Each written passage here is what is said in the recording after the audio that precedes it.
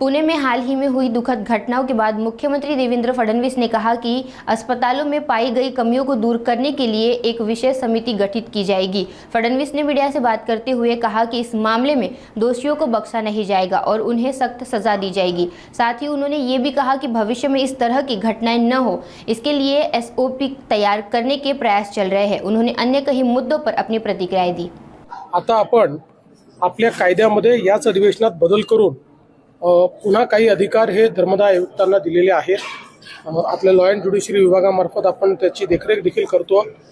आपला प्रयत्न आहे की संपूर्ण धर्मदाय व्यवस्था ही ऑनलाईन एका प्लॅटफॉर्मवर यावी, जेणेकरून कुठे आपल्याकडे बेड्स आहेत, किती ते अवेलेबल आहेत, ते दिले जात आहेत की नाही, याचं सगळं मॉनिटरिंग आपल्याला करता यावं।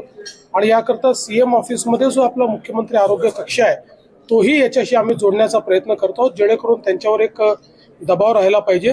आणि मला विश्वास आहे की पुढच्या काळामध्ये याच्यामध्ये एक मोठी सुधारणा आम्ही करू शकतो। एक पत्रक आज धनंजय केळकरांनी काढले मंगेशकर हॉस्पिटलच्या वतीने। तुमचा कालचा असंवेदनशील हा शब्द फार लागलाय त्यांना। त्या ट्रस्टीजनी काल मीटिंग घेऊन आता ऍडमिशन्स जे आहेत ते विदाऊट डिपॉझिट होतील असं म्हटलं। दुसरी गोष्ट, ज्या असंवेदनशीलतेचा तुम्ही उल्लेख केलेला होता ती आम्ही पुन्हा तपासून घ्यायचा निर्णय केलाय असं केळकर पत्रात म्हणाले। मुळात एक गोष्ट आपण सगळ्यांनी लक्षात घेतली पाहिजे की दीनानाथ मंगेशकर हॉस्पिटल हे स्वर्गीय लता दीदी आणि मंगेशकर कुटुंबियांनी खूप मेहनतीतून उभारलेलं आहे। एक नावाजलेलं हॉस्पिटल आहे। या हॉस्पिटलमध्ये अनेक प्रकारच्या शस्त्रक्रिया आणि अनेक प्रकारचे उपचार होतात। त्यामुळे सगळं काही हॉस्पिटलचं चूक आहे असं म्हणण्याचं कारण नाही, पण कालचा प्रकार हा मात्र असंवेदनशीलच होता। जिथे चूक आहे तिथे चूक म्हणावं लागेल, ती चूक सुधारावी लागेल।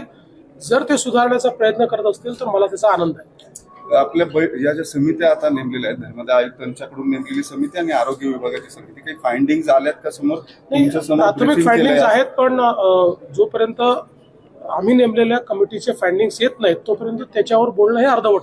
खरं तर आंदोलन खूप चालू आहेत। आता एक आंदोलन तिथं केलं जाते। खरं तर हॉस्पिटलच्या टेरेस जाऊन 2 आंदोलनकर्ते उभारलेले आणि त्या ठिकाणी गुन्हा दाखल करा अशी त्यांची प्रामुख्याने मागणी आहे। मला असं वाटतं की असले प्रकार करणं काही योग्य नाही आहे। त्याची जर दखल घेतलेली आहे तर त्या संदर्भात जीही कायदेशीर कारवाई ती आम्ही पूर्ण करू, पण विनाकारण शोबाजी करणं वगैरे हे बंद झालं पाहिजे। काल भाजपच्या महिला आघाडीनं तोडफोड केली होती हॉस्पिटलची आणि ते त्या घैसासांचं नाहीच, म्हणजे त्यांच्या आईंचं आणि भावाचं कोणाचंही असलं तरी अशा प्रकारे करणं चुकीचं आहे।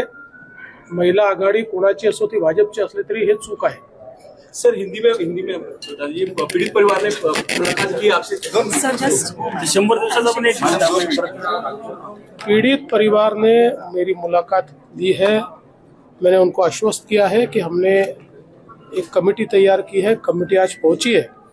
इसमें जो दोषी है उनके ऊपर कड़ी से कड़ी कार्रवाई तो हम करेंगे ही, लेकिन उसके साथ साथ आगे ऐसा न हो इसके लिए क्या करना चाहिए उसके SOPs तैयार करने का काम भी राज्य सरकार करेंगे और धर्मदाय आयुक्त को उस प्रकार से हम लोग निवेदन करेंगे। प्रोटेस्ट हो रहे हैं और क्राइम रजिस्टर करने की बात की जा रही है, उसको हर चीज करेंगे जो भी मुनासिब इसमें होता है, जो जो चीजें करने की आवश्यकता है वो हर चीज की जाएगी। लेकिन क्राइम भी अगर रजिस्टर करना है तो जब तक ये जो अहवाल है ये जब तक आता नहीं है तब तक आप कौन सा सेक्शन यूज करेंगे, किसके ऊपर करेंगे, ये सारी चीजें बहुत महत्वपूर्ण होती है। इसलिए इसके बाद ही किया जाएगा। पर मुझे ऐसा लगता है कि अब ठीक है, कल तक हम समझ सकते थे कि एक लोगों में गुस्सा था, आंदोलन चल रहे थे। अब कुछ लोग शोबाजी कर रहे हैं, वो भी उन्होंने नहीं करना।